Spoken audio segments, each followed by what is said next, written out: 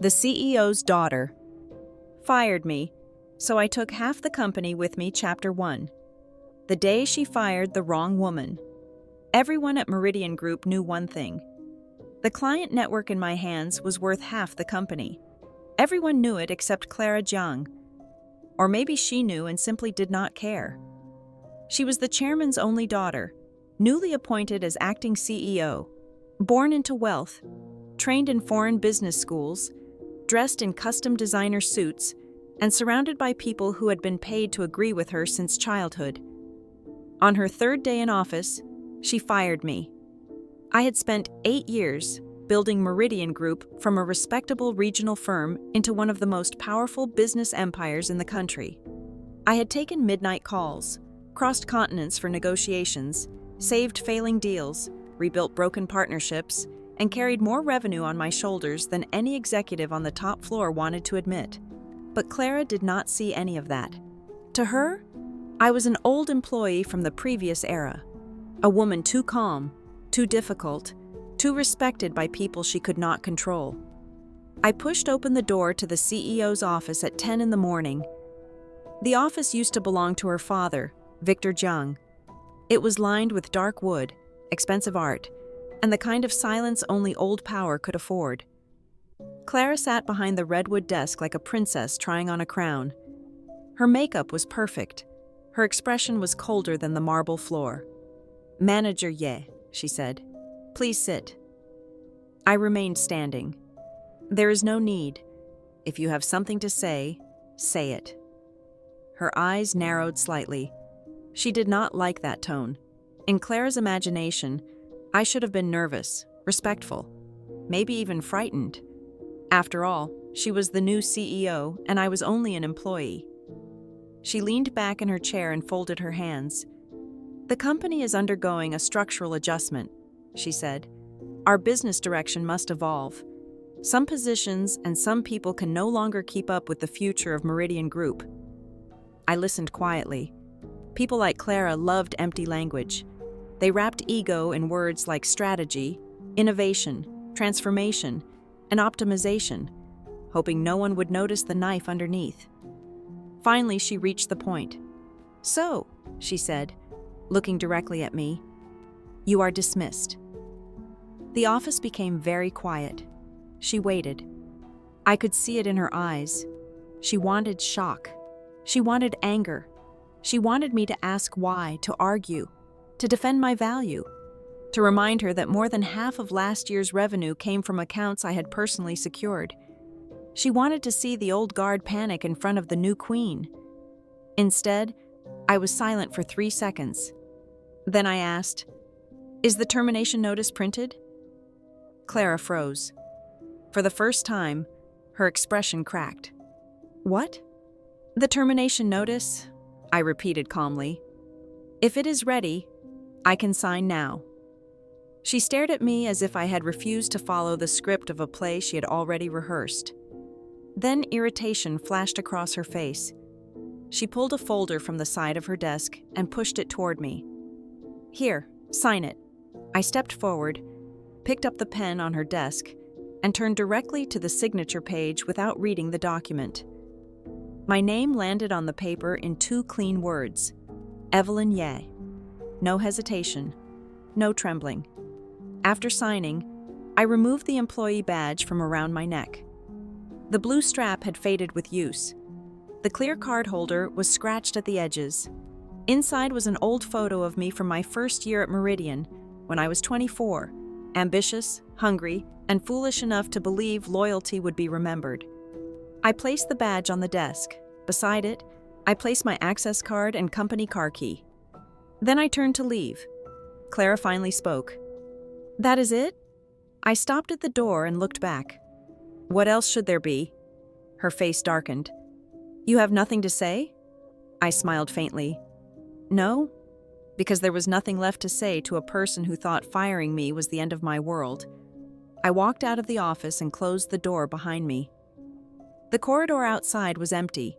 The polished floor reflected my figure, straight-backed and calm.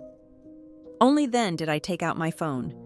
There were 17 missed calls from one number. The contact name was Martin Cole, headhunter. I did not call him back. I sent one message. I accept. His reply came almost instantly. Wonderful, Ms. Ye. Horizon Capital will be thrilled. I will send the official offer immediately. Congratulations. I looked at the message, and for the first time that morning, I smiled. Clara Jiang would never know that the night before she fired me, Martin Cole had spent 3 hours persuading me to join Horizon Capital, $7 million a year after tax. Chief strategy partner. Assigning team of my own. Full authority over client expansion.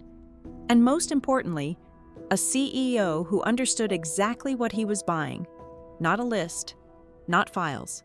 Me. Half an hour later, I sat by the window of the Starbucks downstairs with an Americano in front of me. Martin arrived breathless, his tie slightly crooked.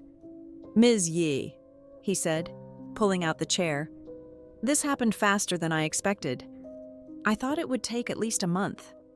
The chairman retired, I said. His daughter took over. It was the best timing. Martin's eyes sharpened. Do not tell me she actually fired you. She did. He nearly knocked over his coffee. Is she insane? Does she not know what you control? She thinks anyone can be replaced. Martin stared at me. And your clients? I looked out the window at the traffic moving through the financial district. Martin, I said, you misunderstand one thing. What thing? The client list was never in my computer. It was never in Meridian's filing room. It was never in their database. I turned back to him. It is in my head, and those clients do not trust Meridian's logo. They trust me. For 1 second, Martin forgot to breathe. Then joy exploded across his face. I understand, he said. I completely understand.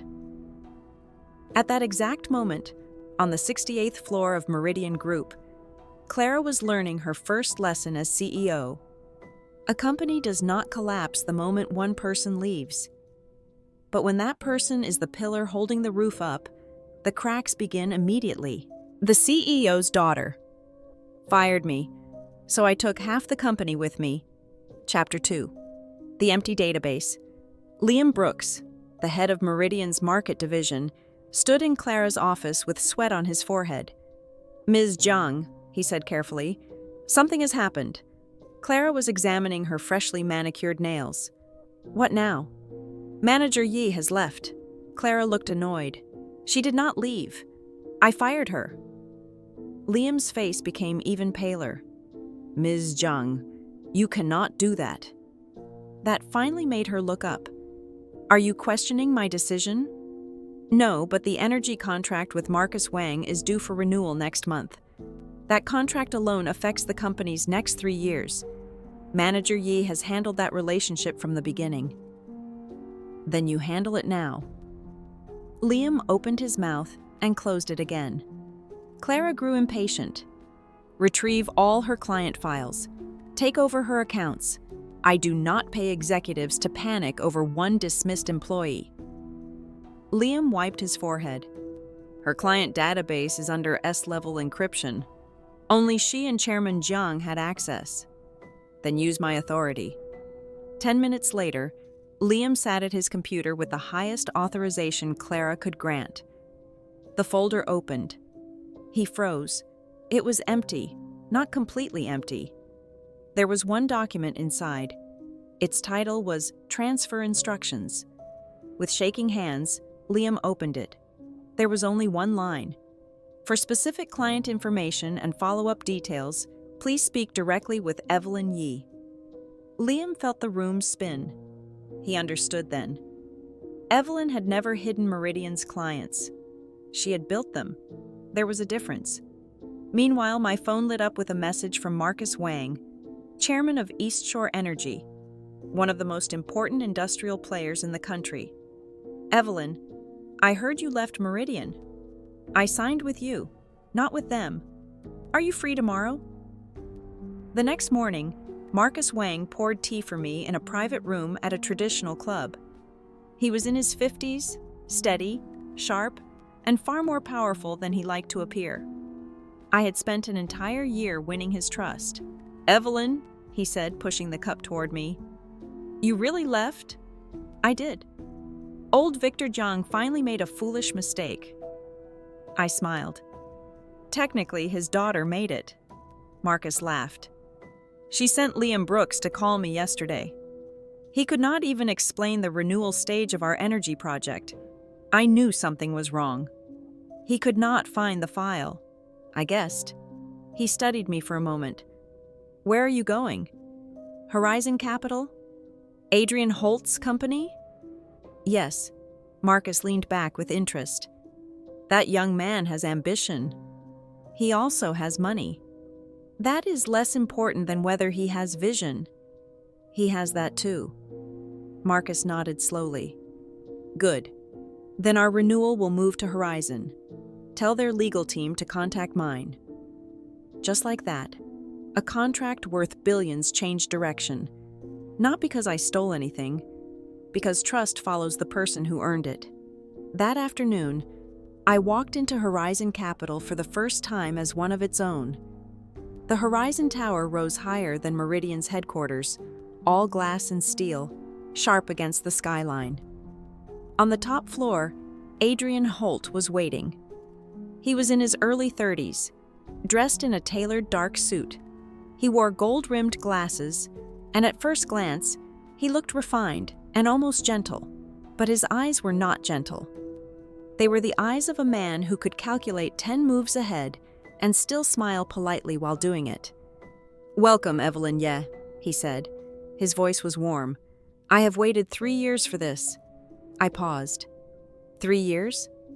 3 years ago, Meridian and Solace Group competed for the South River Development Zone. Everyone thought Meridian would lose. You reversed the entire negotiation in 7 days. He smiled. "That was when I told Martin to watch you. I said when Meridian became too small for you, he should bring you to me. So I was being hunted." "Recruited," he corrected. I looked at him. "Mr. Holt, my price is high." "I have never feared high prices," Adrian said. "I only fear false value." He leaned forward slightly. "I am not paying $7 million a year for your client list. A list is dead paper. I am paying for your judgment, your methods, your battlefield instinct, and your ability to make powerful people trust you. The list opens doors. You win the room." Those words touched me more deeply than the salary. A person can work for money, but a person fights for someone who understands their value. I placed my folder on his desk. The core clients in my network represent more than $1 billion in annual contract value. I intend to bring all of them to Horizon. Adrian smiled. "Is my ship big enough?" I met his eyes. "That depends. Are you offering me a ship?" He stood and walked to the floor-to-ceiling window. Below us, the financial district spread across the city like a battlefield of light. "No," he said. "I am offering you an aircraft carrier." That was the moment my last hesitation disappeared. "Good," I said. "Then who is my first target?" Adrian returned to the desk and handed me a file. "Sterling Group." The logo on the cover looked like a silver crown. My fingers paused. Sterling was the partner Meridian had spent half a year trying to secure for the city's new landmark project, Sky City. The project was huge, symbolic, public. If Meridian lost it, Clara's new reign would begin with a disaster. Adrian watched my expression. "Your first mission," he said, "is to take Sterling from Meridian and bring it onto our aircraft carrier." I opened the file. The person in charge was Gerald Harrison, an old British gentleman famous for being conservative, difficult, and nearly impossible to impress. I knew him. More importantly, he knew me. I closed the folder and smiled. Then the war begins. The CEO's daughter fired me, so I took half the company with me.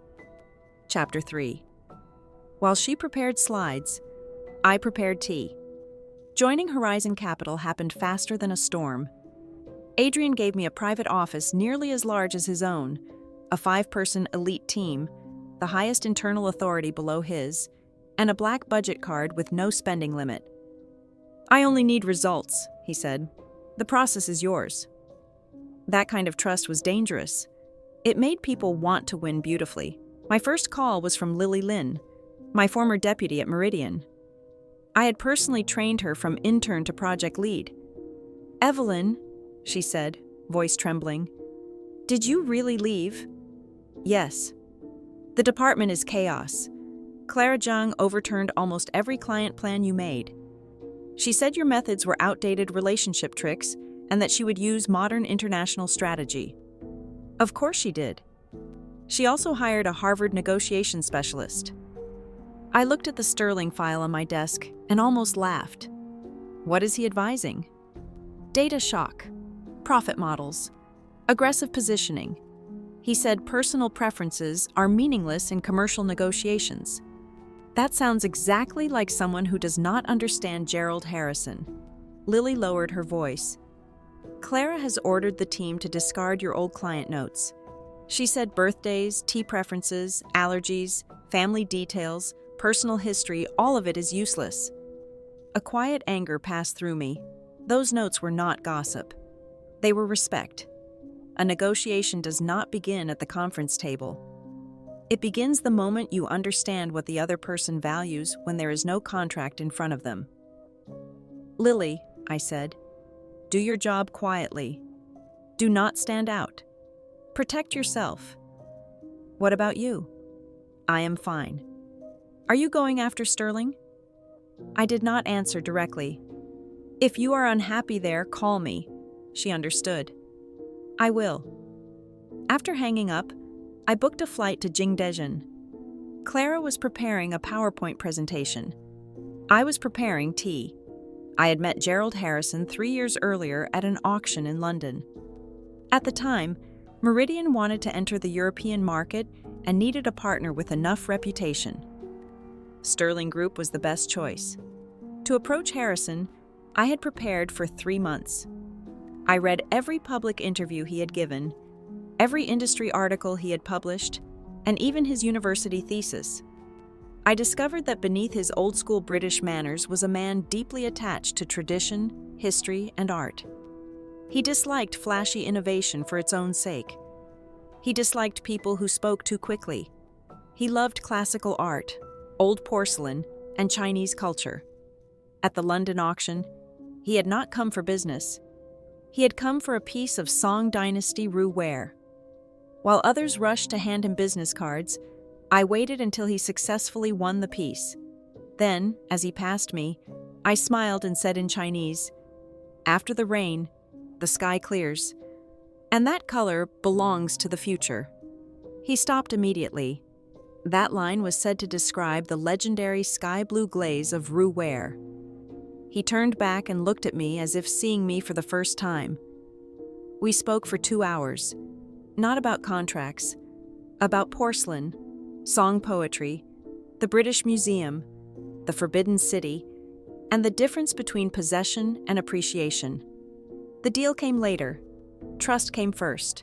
Now, in a quiet old workshop in Jingdezhen, I sat across from a gray-haired master craftsman and examined the tea set I had waited 3 years to receive. It was a sky-blue porcelain set inspired by the Song Dynasty, elegant, restrained, and flawless after more than 100 failed firings. The craftsman's hands were covered in calluses. "This is my last complete set," he said. I touched the rim of one cup. Cool, smooth, like captured rainlight. Gerald would understand the moment he saw it. I sent his assistant one email. No business proposal, no financial model, only a photo of the tea set and one sentence. "Dear Gerald, the sky after rain is waiting for you in Beijing." 5 minutes later, his reply arrived. "Delighted. Gerald Harrison arrived in Beijing a day early." Clara considered that good news. She arranged the highest-level reception Meridian could provide. A line of black Mercedes waited at the VIP exit. Her team stood in perfect formation. The Harvard specialist wore a confident smile.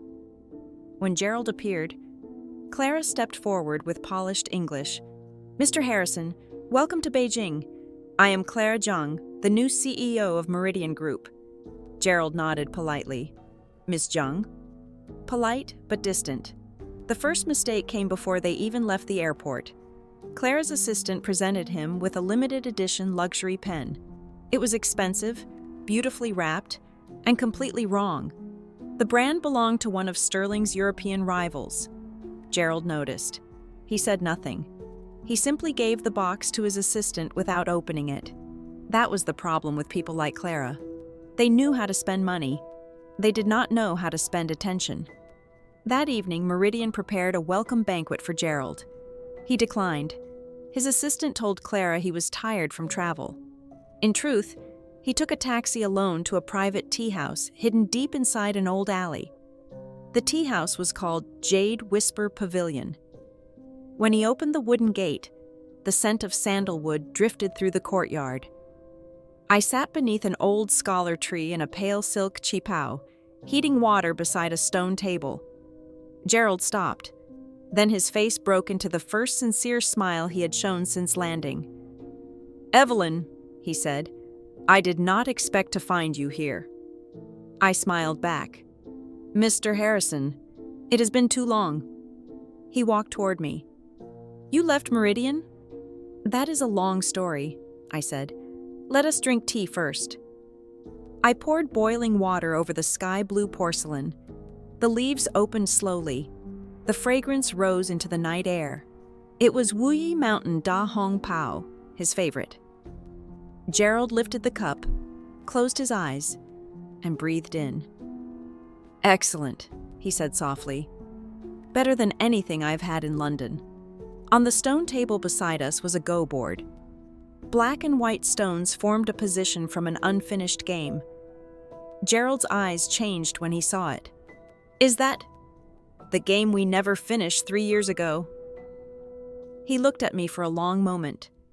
In that moment, he understood. I had remembered. Not his contract value, not his market position, him. Gerald picked up a white stone and placed it on the board. Only then did he ask, "Where are you now, Evelyn?" "Horizon Capital." He nodded slowly. "Then tomorrow, I suppose I should hear what Horizon has to say." The CEO's daughter fired me, so I took half the company with me. Chapter 4. Clara was left outside the door. The official negotiation was scheduled for 10 the next morning. Clara and her team arrived 30 minutes early. The conference room at Meridian's partner hotel had been prepared perfectly. Fresh flowers, branded folders, bottled water aligned at identical angles. A massive screen ready to display the Harvard specialist's 100-page presentation. Clara sat at the head of the table with a certain smile. She believed in numbers. She believed in titles. She believed that with enough charts and enough confidence, people would bend. At 10 o'clock, Gerald did not appear. At 10:15, Clara's smile became stiff. At 10:30, the Harvard specialist had begun sweating. "Call his assistant again," Clara ordered. Her assistant stepped outside. When he returned, his face was white. "Ms. Jiang," he stammered, "Mr. Harrison will not be coming." Clara stood. "What do you mean, he will not be coming?" The assistant swallowed. His assistant said Mr. Harrison has already begun today's negotiation schedule. Where? At his hotel. With whom? The assistant's voice almost disappeared. With Evelyn Ye of Horizon Capital. For a moment, Clara did not move. Then fury hit her like fire. She grabbed her bag and stormed out, her team stumbling after her. At the hotel executive lounge, she saw the private meeting area screened off by a carved wooden divider. 2 of Gerald's security staff stood outside. Clara tried to push through. "Move aside. I am Clara Jiang of Meridian Group. I need to see Mr. Harrison." "Sorry, madam," one guard said. "Private meeting." Through a narrow gap in the screen, Clara saw me. I was seated across from Gerald, holding a cup of coffee this time, smiling as we reviewed Horizon's Sky City proposal. Adrian sat beside me, silent and calm, giving me the entire stage. Gerald was laughing. That might have been the final insult. I looked up once. My eyes passed over Clara without triumph, without anger, without even curiosity. Then I turned back to Gerald and continued speaking. The screen closed. 2 worlds were separated. Outside stood Clara, humiliated and shaking. Inside, the deal moved forward without her. By that afternoon, Sterling Group released a short official statement. Sterling Group has entered exclusive negotiation with Horizon Capital regarding the Sky City Landmark Development Project. Meridian Group was not mentioned once. The news exploded across the business world. Meridian's stock price plunged within an hour. Investors called, partners called, reporters called. The board called an emergency meeting. In the boardroom, Clara sat pale and silent while senior directors questioned her one after another. How did Sterling suddenly choose Horizon? Why did we lose a project we prepared for 6 months? Is it true Evelyn Ye was leading Horizon's negotiation? Was she the same manager you fired last week? The room erupted. One director slammed his hand on the table. You fired Evelyn Ye during the Sterling negotiation? Clara Jiang, what exactly were you thinking? Clara could not answer, because the truth was too humiliating. She had never even reached the table. After the meeting, she locked herself in the CEO's office and swept everything off the desk. Crystal ornaments shattered, folders scattered. Her laptop hit the floor with a crack. Why Evelyn?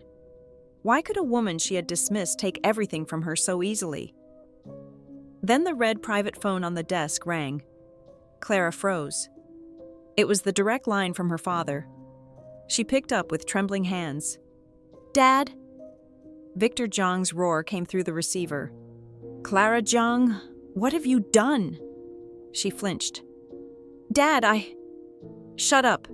Did you fire Evelyn Ye? Yes, but... Fool! Victor shouted. Do you know who Evelyn Ye is? She is not an ordinary manager. She is the trump card I spent 8 years cultivating. Half of Meridian is not supported by a client list. It is supported by her. Clara's face turned gray. I let you enter the company to learn, not to remove the load-bearing wall of the entire building. The words struck harder than any slap. Victor continued, each sentence colder than the last. Go and bring her back, immediately. Apologize if you must. Beg if you must. Offer her 5 times her salary. Tell her I will transfer 10% of my personal shares to her if she returns.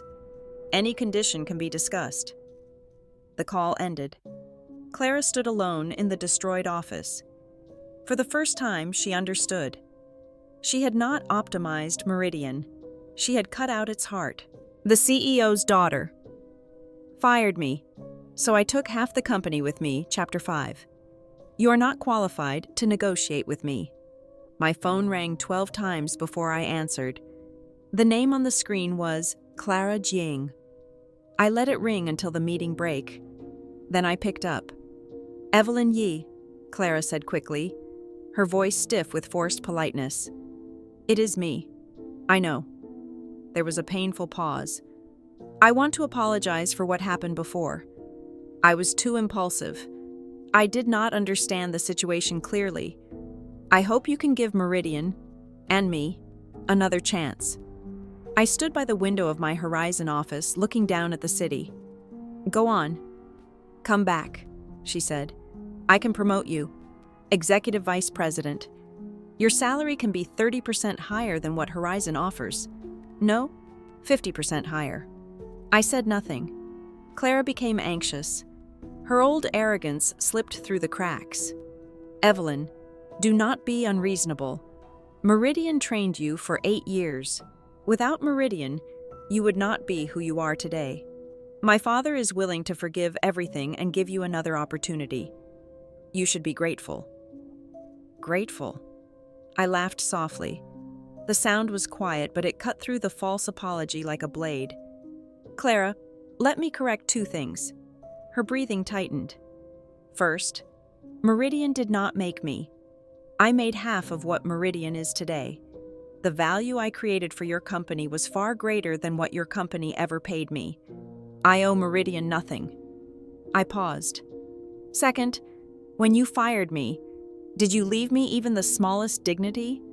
Now that the project is lost and the company is panicking, you remember me. What do you think I am?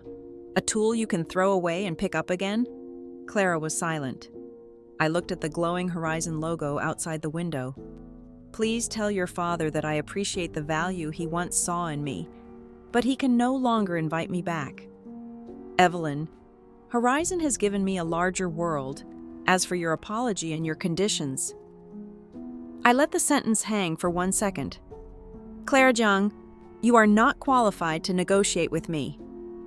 Then I hung up. That was my first victory. But I knew Victor Jiang would not stop there.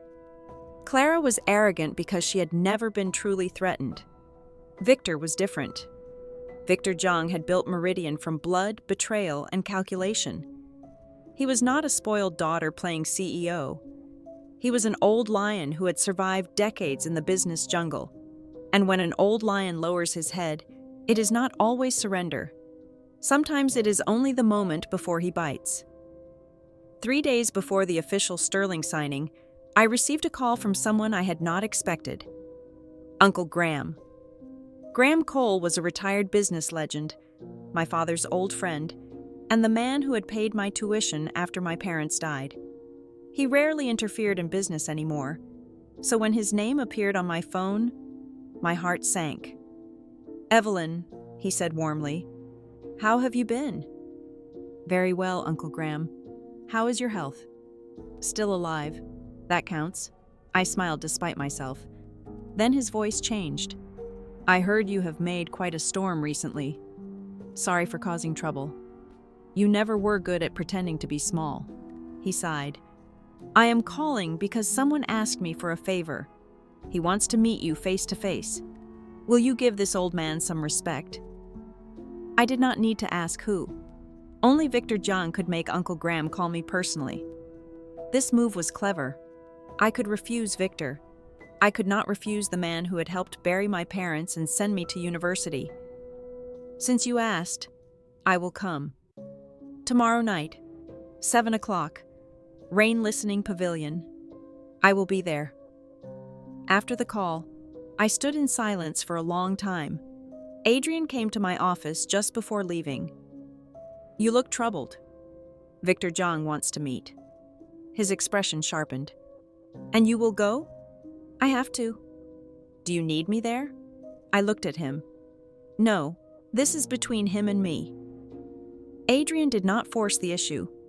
He only said, then take my driver and 2 security men. I almost refused. Then I remembered that trust was not weakness when given by the right person. All right. The next evening, I arrived at Rain Listening Pavilion 30 minutes early. It was an old private courtyard, hidden behind gray walls and bamboo. The private rooms smelled faintly of Longjing tea. Uncle Graham and Victor Jiang were already inside. Victor looked older than I remembered. There was more white at his temples, but the pressure around him had not faded. He sat there like a mountain, calm and heavy, his eyes still sharp enough to cut. When he saw me, he stood. Then he bowed deeply. Evelyn Ye, he said, voice hoarse. Clara was wrong. I failed to teach my daughter properly.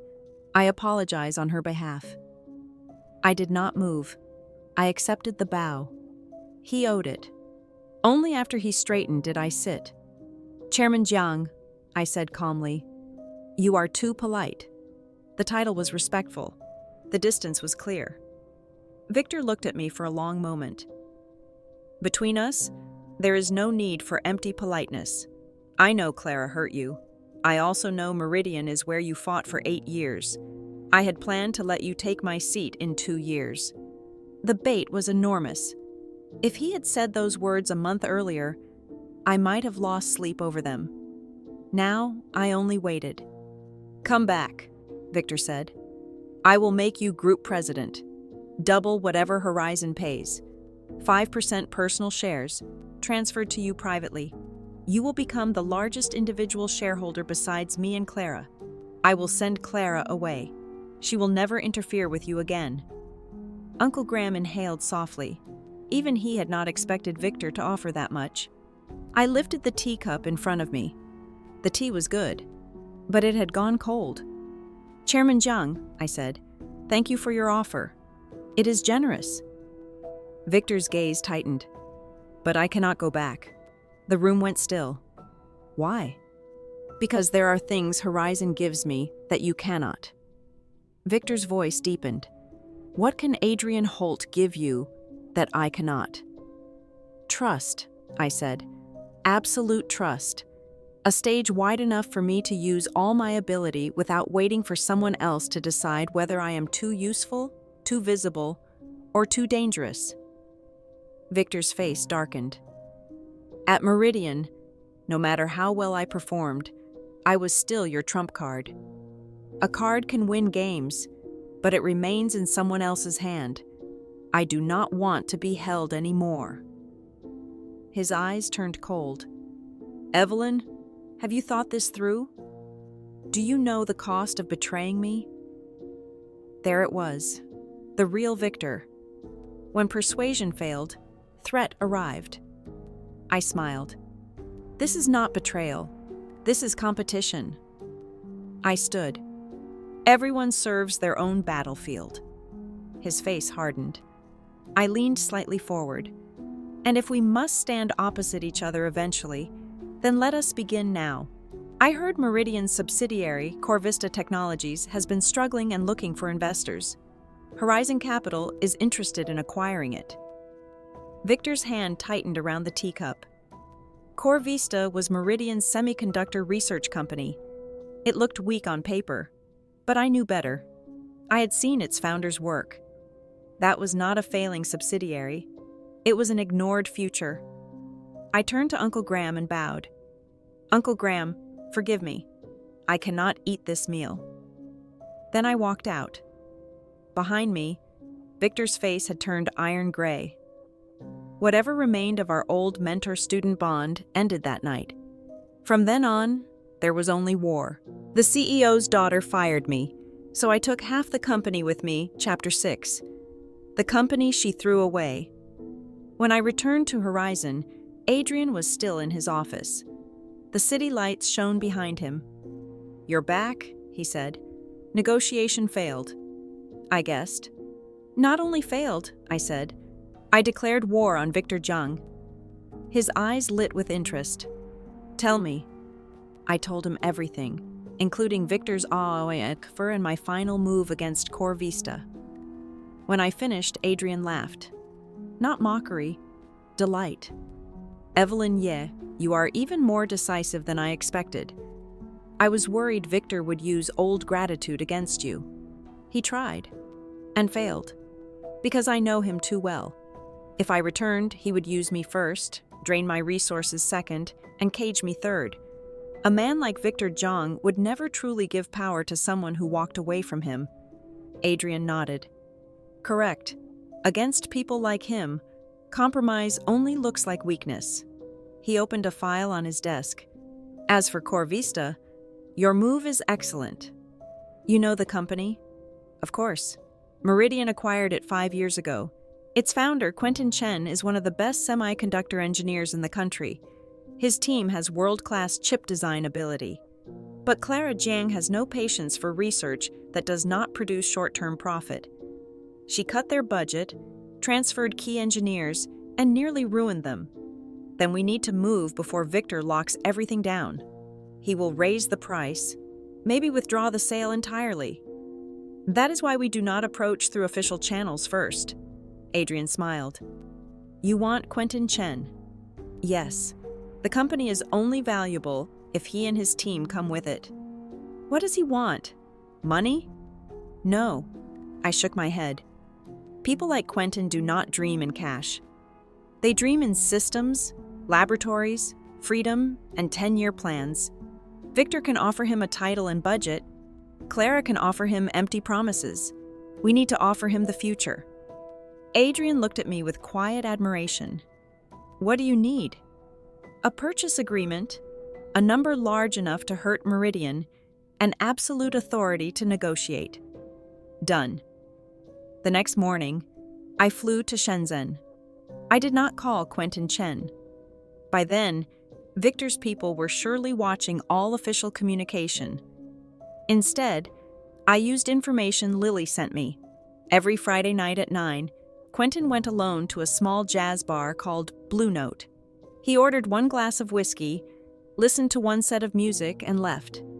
That Friday, I walked into Blue Note at 9 precisely. The lights were dim. A saxophone moved lazily through the room. Quentin sat at the end of the bar, wearing an old plaid shirt and black-framed glasses. He looked like a tired, middle-aged programmer, not the founder of a company that might shape the future of artificial intelligence chips. I waited until the music ended. Then I took my glass and walked over. "Mr. Chen, long time no see." He turned. Recognition flashed in his eyes, followed immediately by caution. "Manager Ye. I am no longer Meridian's Manager Ye. I am Evelyn Ye of Horizon Capital." His expression closed. "Then I think we have nothing to discuss." He stood to leave. 5 minutes, I said. "After that, you can walk away." He hesitated, then sat. 5 minutes. I did not waste a single second. "Chairman Jiang has contacted you. He probably promised a higher title and more research funding." Quentin said nothing. "But he did not tell you what comes with it. A new CEO to supervise you, a financial committee to approve every expense, a 6-month commercialization target, a demand for quick products, quick numbers, quick profit." His hand tightened around the glass. I knew I had hit the truth. "How do you know?" "Because I worked beside Victor Jiang for 8 years. He respects results. He does not trust dreams." Quentin's face became pale. "Mr. Chen," I said, "you are a genius. Your dream is not a quarterly report. You want to build technology that changes the future. But Meridian will grind that dream down until all that remains is a set of meaningless numbers." His voice became hoarse. "And Horizon?" "I offer 3 things." I raised 1 finger. "First, complete technical freedom. Horizon invests. You decide research direction, hiring, equipment, timeline, and internal management." A second finger. "Second, unlimited support. Funding, talent, equipment, global resources. We will not demand short-term profit in exchange for killing long-term value." A third finger. "Third, a promise from someone who understands what you are protecting. As long as I have authority at Horizon, your laboratory will not become a toy for amateurs who want to play boss." Quentin lowered his head. The silence lasted a long time. When he looked up again, his eyes were red. He took a silver USB drive from his briefcase and placed it on the table. "This contains CoreVista's full technical archive, including our 10-year development plan." He pushed it toward me. "My team and my dream are now in your hands, Ms. Ye." That night, I flew back to Beijing. When I placed the USB drive on Adrian's desk, even he lost his calm for a second. "You actually did it." Mr. Chen made the right choice. Adrian called Horizon's legal and technical teams into the office overnight. By morning, the evaluation results were clear. CoreVista's team had independently developed an AI processing chip far beyond mainstream market standards. It had never entered mass production only because Meridian starved it of funding. Its value was impossible to measure with ordinary acquisition logic. Adrian's eyes burned with excitement. "Evelyn, this is not just an acquisition. This is a future industry position." He stood. "We will make the announcement loud." 2 days later, Horizon Capital publicly announced a $50 billion cash acquisition plan for CoreVista Technologies, plus an additional $100 billion research investment over 5 years to support Quentin Chen's team in developing next-generation AI chips. The announcement included a video of Quentin. At the end, he looked into the camera and said, "I thank Horizon Capital, and I especially thank Ms. Evelyn Ye. They allowed me to see the future of our country's chip industry again." The news detonated across the technology and finance sectors. 50 billion cash, 100 billion research commitment. The ignored subsidiary Clara had wanted to sell had turned out to be a gold mine. Meridian's stock crashed again. Clara stared at the news in disbelief. CoreVista, Quentin Chen, the technical department she had dismissed as a money pit. The engineer she had treated like an obstacle. It was worth 50 billion. No, more than that. It was the key to the future. She finally understood that she had not thrown away scrap metal. She had handed a weapon to the enemy. That same afternoon, Victor Jiang removed Clara from all company positions. Then he formed a crisis response team personally. Its target was Horizon Capital and me. The CEO's daughter fired me, so I took half the company with me. Chapter 7. The clients chose my name. Victor moved fast. The next morning, the media storm began. Dozens of financial outlets and online accounts released negative stories at the same time. Former Meridian executive accused of betrayal. Did Horizon Capital buy trade secrets with 7 million salary? Evelyn Ye. From corporate hero to industry trader. The articles twisted everything. They claimed I had used 8 years at Meridian to steal client resources and confidential information. They accused me of planning CoreVista's acquisition in advance. They suggested that Horizon's rise was built on unethical competition. Anonymous Meridian employees appeared in interviews calling me cold, ambitious, and ungrateful. For a few hours, public opinion turned. People online did what they always did. They read headlines, chose a villain, and threw stones. Horizon Capital's PR department came under immediate pressure. Adrian called me to his office. "Victor Jiang has started," he said, pushing a stack of printed articles toward me. "This is his usual method. First, ruin your reputation, then shake your clients, then isolate you before the real strike." I flipped through the articles. My face showed nothing.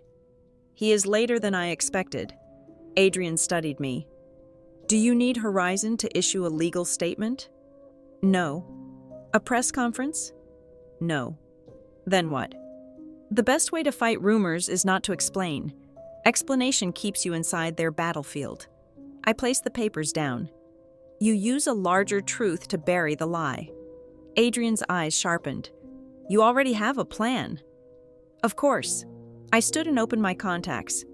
Victor thinks controlling media means controlling the voice of the market. He forgot there is one kind of voice money cannot easily buy. "What voice?" "The voice of clients who have earned the right to be believed." I called Marcus Wang first. The phone rang once. "Evelyn," he said loudly. "I was waiting for your call. I saw those garbage articles. Do not worry. I know exactly what kind of person you are." Warmth moved through my chest. "Mr. Wang, I need one favor." "Say it." "I do not need you to defend me emotionally. I only need East Shore Energy to publish a public statement confirming that cooperation with Horizon Capital is progressing well and that you hold the highest confidence in Evelyn Ye's professional ethics and ability." There was a pause. Then Marcus burst out laughing. "Excellent. That is not a statement. That is a slap across Victor Jiang's face." He continued, "Wait for me. I will not be the only one. I will call a few old friends. Half of them owe you favors anyway." He hung up. Within 30 minutes, East Shore Energy's official account posted the first statement. It was short, formal, and powerful. "Our cooperation with Horizon Capital is progressing smoothly. We hold the highest respect for the professionalism, commercial integrity, and strategic capability of our partner, Ms. Evelyn Ye. We look forward to expanding our strategic cooperation with Horizon Capital and Ms. Ye's team." Attached was a photo taken that morning. Marcus Wang and I signing a new cooperation agreement in Horizon's meeting room. It was not a defense. It was a vote of confidence paid in real money. Then came the second statement. A leading real estate developer from the East. Evelyn Ye is the most reliable partner I have worked with. Meridian losing her is Meridian's greatest loss. Then the third. An internet group chairman. 3 years ago, Evelyn Ye's strategy saved one of our most important projects. Some people see client lists. They do not see value creation. Then the fourth. A technology founder. Without Evelyn Ye, our company would not be where it is today. Those smearing her are either foolish or malicious. One after another, major business figures stepped forward. They were not influencers. They were not paid commentators. They were people whose signatures moved markets. By evening, the entire direction of public opinion had reversed. Who is Evelyn Ye? Half the business world is defending her. Meridian's CEO daughter fired someone like this? Incredible. $7 million a year sounds cheap now. Victor Jiang tried to smear her and got slapped by every major client. Meridian's PR department collapsed under incoming calls from reporters and shareholders. The smear campaign had backfired. The next day, Meridian's stock hit the limit down again. I sat in my office, reading messages from former clients. Evelyn, call if you need anything. We believe you. Justice has witnesses. Adrian entered and placed a hot coffee on my desk. I thought I hired a general, he said. Now I see I hired a queen who can summon armies. I lifted the cup. This was only the appetizer.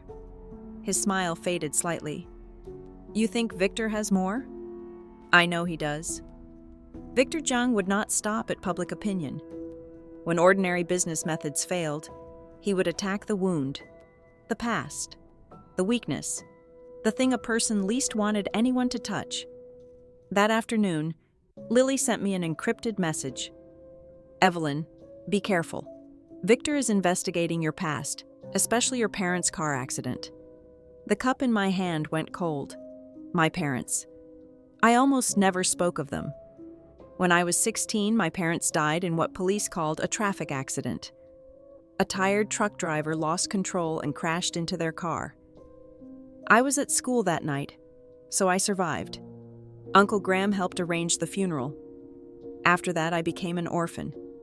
For years, I worked so hard partly because if I stopped, I would remember. And now, Victor Jiang was digging into that wound. Why? Not for sympathy. That was not his style. Victor always struck at the true weak point. A memory surfaced without warning. Months before my parents died, my father had been anxious. He often argued with someone on the phone late at night. The evening before the accident, he gave me a craft paper envelope and told me to keep it safe. He said it contained the most important thing he had. After the accident, the house fell into chaos. The envelope disappeared. My hand began to tremble. Adrian noticed immediately. What happened? I showed him Lily's message. His expression became cold. Let me handle this. No, I said. This is mine. Before he could answer, my assistant knocked and entered. Ms. Ye, reception received a personal package for you. No sender information. A square cardboard box was brought in. The moment I saw it, my heart began pounding. I opened it with a paper knife. Inside was an old photograph. My parents stood smiling when they were young. Beside them was a younger Victor Jiang, arm around my father's shoulder, confident and bright. On the back of the photograph was a line written in messy ink. The truth is crueler than you think. Ask Victor Jiang what happened to North Star Software 20 years ago. North Star Software. The name tore open a sealed room in my memory. My father, Daniel Ye, had been a brilliant software engineer. North Star Software was the company he founded with his best friend. That friend was Victor Jiang. One man handled technology, one handled business. They wanted to build the Microsoft of China. Then, suddenly, North Star collapsed. My father became silent. Victor took capital and founded Meridian Group. Not long after, my parents died. I stared at the photograph until my vision blurred. Victor Jiang was not only my former boss, he had been my father's closest friend, and perhaps the man who destroyed him. I handed the photo to Adrian. My voice sounded strange, even to me. Help me investigate North Star Software and my parents' accident. I want everything. Adrian looked at the photo, then at my face. His eyes turned terrifyingly cold. I will turn Beijing upside down if I have to. The CEO's daughter fired me, so I took half the company with me. Chapter 8: The Truth. Under the Empire. Adrian's resources were far greater than I had imagined.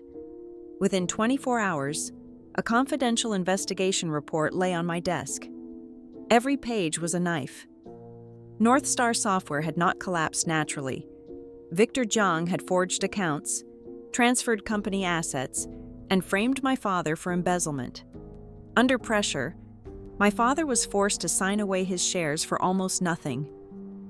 The craft envelope my father gave me had contained original evidence of Victor's crimes. He planned to go to the police the next day. He never reached that next day. The truck driver who caused the accident served 3 years in prison. After his release, he disappeared.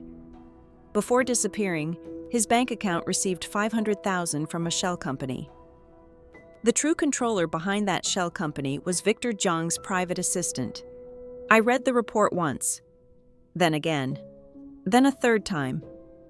For 8 years, I had worked myself to exhaustion for the man who had murdered my parents. I had called him chairman. I had learned from him. I had believed he saw my talent. It was almost funny. I laughed until tears ran down my face. Adrian stood beside me without speaking. When I finally stopped laughing, I wiped my eyes and called Victor. He answered with false concern. "Evelyn, I heard you have encountered some trouble. The past should remain in the past. People should look forward." Hearing his voice, I smiled.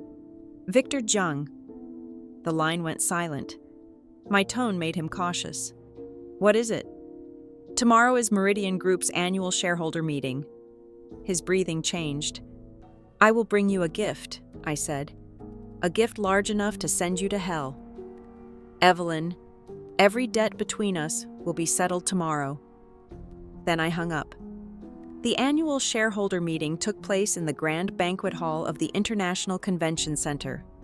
Shareholders, executives, important partners, and media representatives filled the room. Victor stood on stage in a dark, traditional jacket, still powerful, still persuasive. "Please trust me," he said into the microphone. "Please trust Meridian. Temporary difficulties will only make us stronger. Next year, we will reach a new peak." The applause was thin. Doubt sat on every face. At that moment, the heavy carved doors opened. Everyone turned. I walked in wearing a black business suit, my heels striking the floor one step at a time. Behind me was Adrian Holt. Behind him were Marcus Wang, several major clients, lawyers, and business leaders who had supported me publicly. The hall froze. Victor's face changed the moment he saw me. "Evelyn Ye," he said through clenched teeth. "What are you doing here? This is Meridian's shareholder meeting. Outsiders are not welcome." "Outsider?" I accepted a document from my lawyer and raised it. "Chairman Jiang, perhaps you have not heard. As of yesterday, my partners and I have jointly acquired 15% of Meridian's circulating shares. According to company rules, we have the right to speak here." The hall erupted. Victor swayed slightly and gripped the podium. I walked onto the stage and took the microphone from his hand. "Today, I am not here to fight for control of Meridian." I looked across the room. "I am here to show every shareholder a few things." The giant screen behind us lit up. The first image was the old photograph. My parents, young Victor, the vanished friendship. "This is my father, Daniel Ye. This is my mother. And this man is Victor Jiang, my father's former best friend and co-founder of North Star Software." Victor's face turned white. "North Star disappeared. My parents died in a so-called accident. Victor Jiang founded Meridian Group and rose to power. Does no one wonder what happened in between?" The room was silent. Victor lunged toward me. "She is slandering me." Adrian's security stopped him before he came close. I pressed the remote. A video appeared. An old man with gray hair looked into the camera. He was the former finance director of North Star Software. With shaking voice, he confessed everything. How Victor forged books, how he transferred assets, how he framed Daniel Ye, how he forced the share transfer. Then came bank records, contracts, transfer documents, evidence layered upon evidence until the room itself seemed unable to breathe. Victor shouted, "Fake! All of it is fake! Then let us watch the last piece." The screen changed again. This time, a middle-aged man appeared in prison clothes. The truck driver. He cried into the camera, "I was wrong. I am sorry to engineer Ye and his wife. Victor Jiang gave me $500,000 through another company. He told me to make the accident happen. He said once Daniel Ye died, the evidence would disappear forever." The video ended. No one spoke. Victor's legs gave out. He collapsed to the floor. The old lion who had built an empire on bones finally looked small. The banquet hall doors opened again. Uniformed police entered.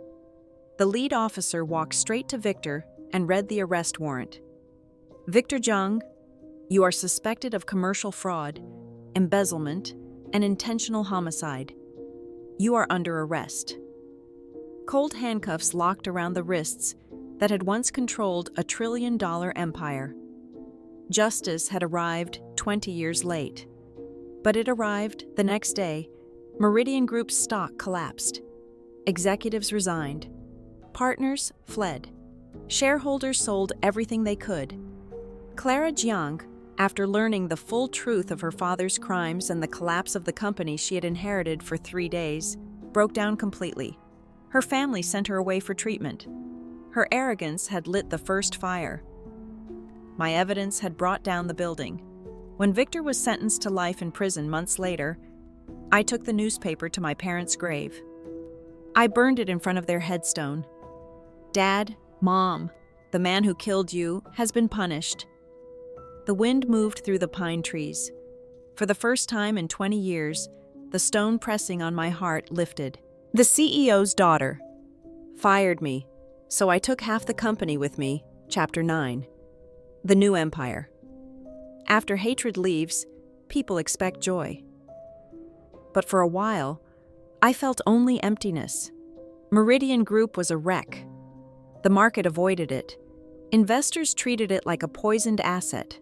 Former employees scattered across the industry, carrying fear and disappointment. Adrian asked me one afternoon, "What do you want to do with Meridian's remains?" I looked at him. "What do you want to do?"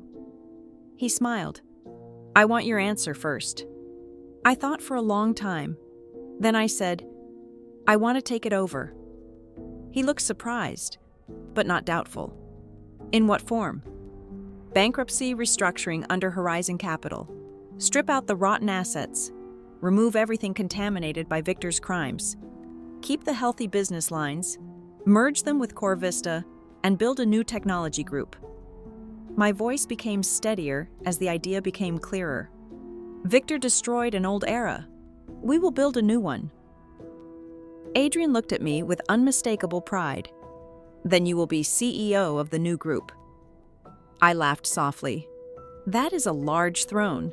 It belongs to the person who won the war." For the next few months, I worked harder than I ever had. We restructured Meridian piece by piece. I brought back excellent employees who had left during the chaos, including Lily Lin and Liam Brooks. I gave them better positions, better authority, and something Meridian had slowly stolen from them: a future. Quentin Chen's CoreVista team became the heart of the new technology division. Marcus Wang expanded his cooperation with us. Gerald Harrison officially signed the Sky City project. And Adrian kept every promise. Full support. No interference. No cage. At the launch ceremony of the new company, I stood on stage and looked down at familiar faces filled with hope. For a moment, I thought of my father. 20 years ago, he must have stood like this too, surrounded by partners, dreaming of a future big enough to hold all of them. He had chosen the wrong companion. I was luckier. Beside me stood people I could trust.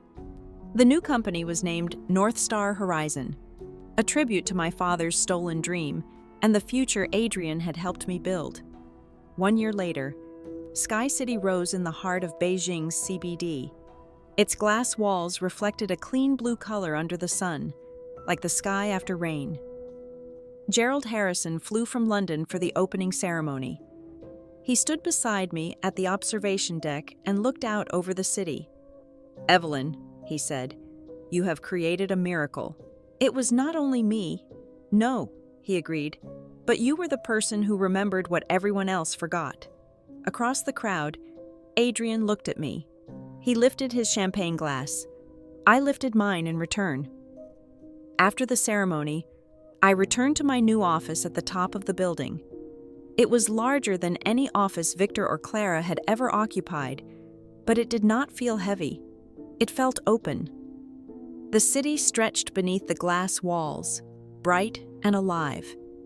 I took off my heels and stood barefoot on the soft carpet. The door opened quietly.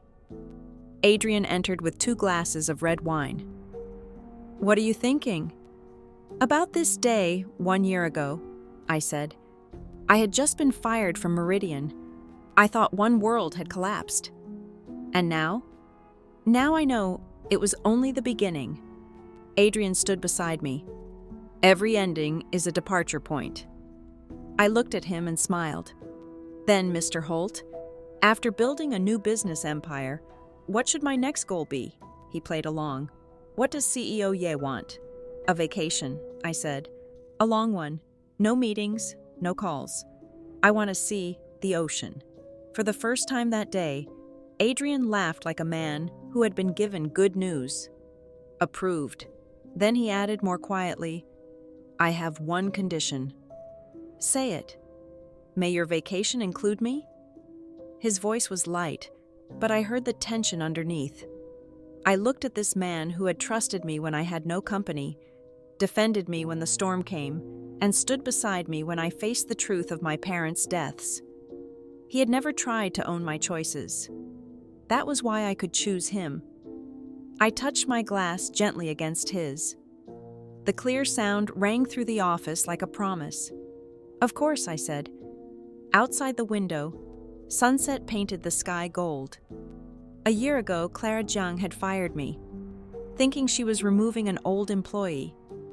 She did not know she had released a general.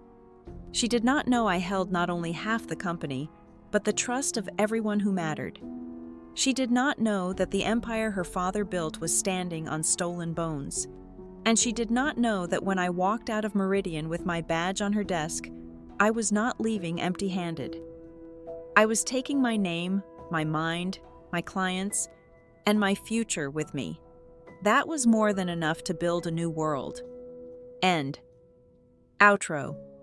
If you enjoyed Evelyn's comeback, leave a like and tell me in the comments which moment felt the most satisfying.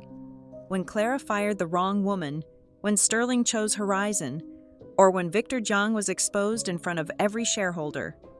Subscribe for more female-led revenge dramas from her plot twist.